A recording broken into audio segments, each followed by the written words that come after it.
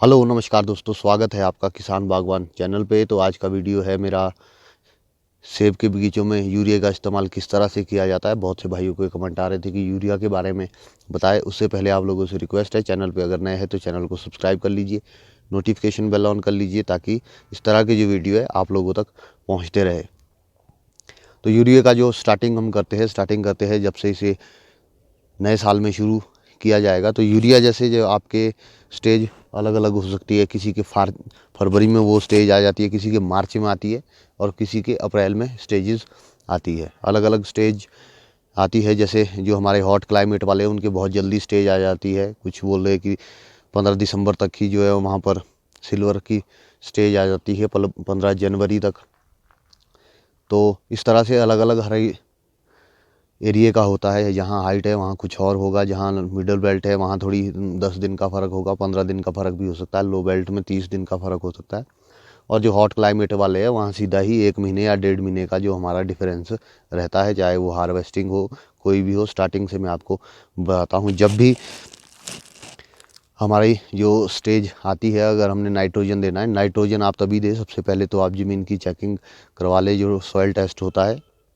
और खेत से एक जगह से ना ले, 4-5 जगह से ले जो आपकी मिट्टी होगी, और फिर सॉइल टेस्ट डालें। अगर नाइट्रोजन की मात्रा कम है आपके, तो नाइट्रोजन आपको सबसे पहले डालना चाहिए। जैसे आपके फूल आने वाला है या जो पिंक बड की स्टेज होती है, उससे जो है 10-15 दिन पहले आप लोग जो है इसे डाल सकते हैं, अगर आपने डालना है। अगर आपके नाइट्रोजन की कमी है, और छोटे पौधे जो होते हैं, हमारे छोटे प्लांट हैं जिनमें फल फूल अभी नहीं लगते, छोटे हैं 4-5 साल के, 1 साल से लेकर, तो उसमें जो है आप थोड़ा थोड़ा यूरिया डाल सकते हैं। और तौलिए से दूर डालें बिल्कुल। अगर आप, जैसे ये मैं आपको तना यहाँ दिखा दूँ, ये तना है, छोटा तना है। अगर छोटे पेड़ होंगे आपके, अगर आप, बहुत से लोग मैंने देखे वो यहाँ पर ही जो है उसे डाल देंगे, इस तरह से एक मुट्ठू लेंगे और यहाँ पर फेंक देंगे। तो यहाँ पर कभी भी कोई भी चीज़ है, गोबर है, खाद है, वो बिल्कुल नज़दीक जो है इसके नहीं डालनी चाहिए। आप जैसे ये छोटा पेड़ है तो इसके आप इतनी सी दूरी पे डाल दें, लगभग 6 इंच की दूरी पे आपने यहाँ से इसमें डाल देना है। एक मुट्ठू को आप इस तरह से डालें, एक साथ ना डालें, और घुमा के डालें। ऐसा नहीं है कि निचली साइड डालेंगे तो बह जाएगा।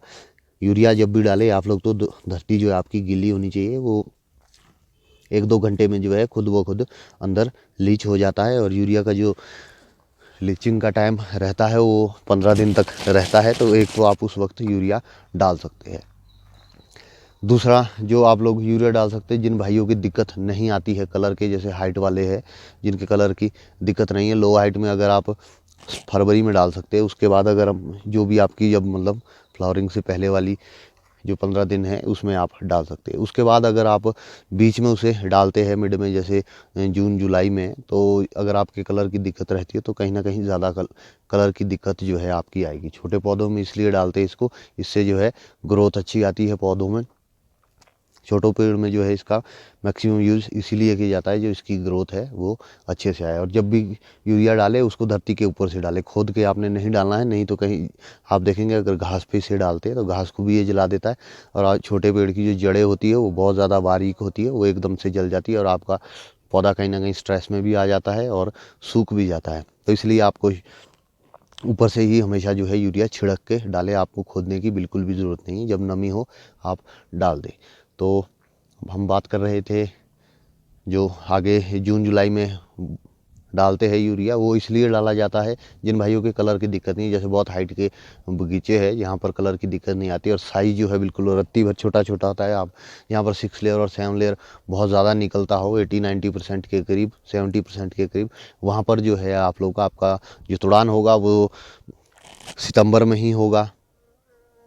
तो आप लोग जो है जून या जुलाई में यूरिया एक बार जो है डाल सकते हैं, जिससे क्या होगा, आपका जो साइज़ है वो बढ़ जाएगा। और जिनके खासकर लो हाइट वाले बिल्कुल भी उस टाइम यूरिया ना डालें, नहीं तो जो आपका कलर है वो ना आने की दिक्कत हो सकती है। कलर नहीं आता, जो सेब है आपका उस साइज़ की ओर जाएगा, पौधा ग्रोथ की ओर जाएगा, और जो हमारे बड्स है, बीमे जिनको बोलते हैं, वो स्ट्रॉन्ग होने के लिए जो है नाइट्रोजन उनमें हेल्प करता है। तो इस तरह से आप डाल सकते हैं यूरिया को। और बाकी जो सबसे मेन है यूरिया वो डालना चाहिए तोड़ान के बाद। जैसे ही आप हार्वेस्टिंग करते हैं या मान लीजिए आपके फुल कलर आ चुका है सेब के बगीचे में, आपको लगता है कि अब 4-5 दिन बाद मैं तोड़ान करूँगा, कलर अच्छा आ गया, या 1-2 दिन बाद तोड़ान करूँगा, तो आप उस वक्त जो है यूरिया डाल सकते हैं। तोड़ान के 10 दिन पहले भी आप डाल सकते हैं यूरिया। जैसे एक पौधा है, मान लीजिए ये प्लांट है मेरा, ये 6-7-8 साल का प्लांट होगा, तो इसमें ज़्यादा से ज़्यादा निकल जाएगा 70 या 80 दाने से ज़्यादा मैं इसमें नहीं लूँगा, छोटा है अभी। तो एक पेटी समझ लीजिए आप, साइज़ भी आएगा, सिंगल सिंगल दाना इसमें रखेंगे तो इसमें जो है 100 ग्राम यूरिया बहुत काफ़ी है। 100 ग्राम से ज़्यादा आप लोग ना डालें, क्योंकि ज़्यादा ही लालच के चक्कर में कि एकदम बढ़ जाएगा, वो आपको कहीं ना कहीं नुकसान होगा और जो आपकी मिट्टी है वो ख़राब होने के चांसेस रहते हैं। तो बरसात के तोड़ान के बाद जो है यूरिया आप लोग डाल सकते हैं। एक पेटी के लिए 100 ग्राम डाल दीजिए। 10 पेटी का पेड़ है तो आप 1 किलो यूरिया जो है डाल सकते हैं। कम ही डालें, ज़्यादा ना डालना, ज़्यादा घातक रहता है।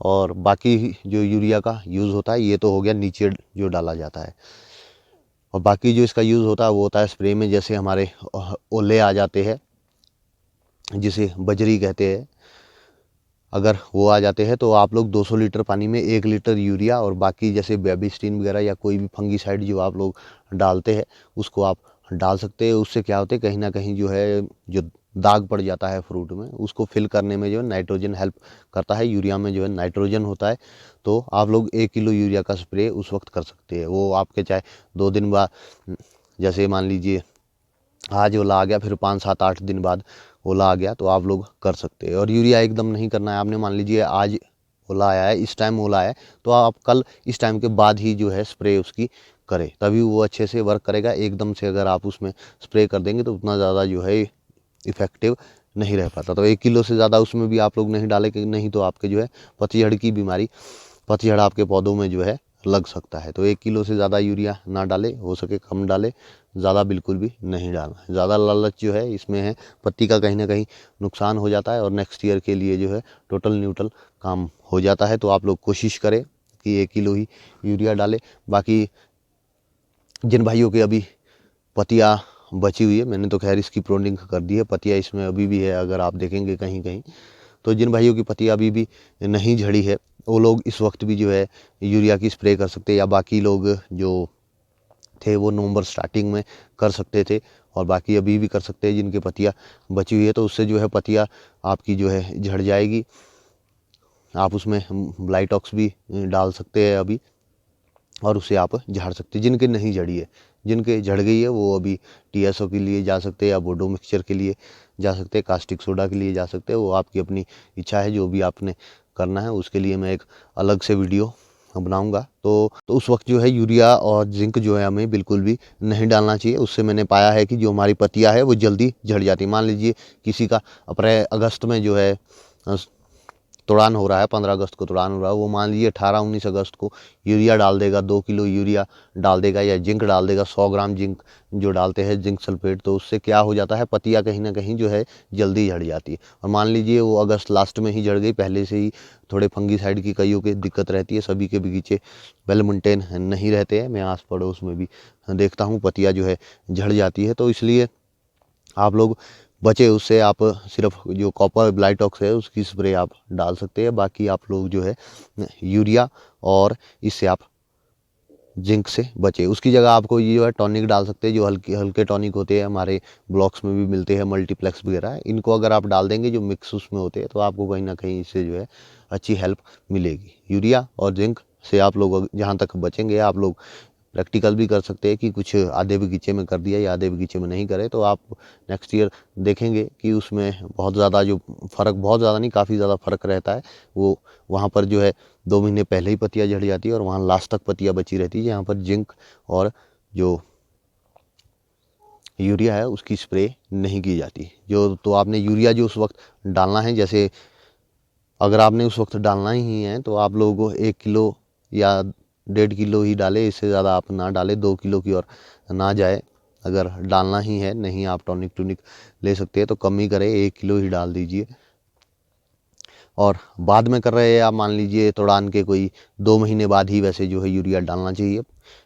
आप चाहे सिंगल मार रहे हैं या ब्लाइटॉक्स के साथ मार रहे हैं, या कुछ लोगों के जो है वुल्ली एफिड आती है वो कीटनाशक के लिए जो है डालते हैं उसको।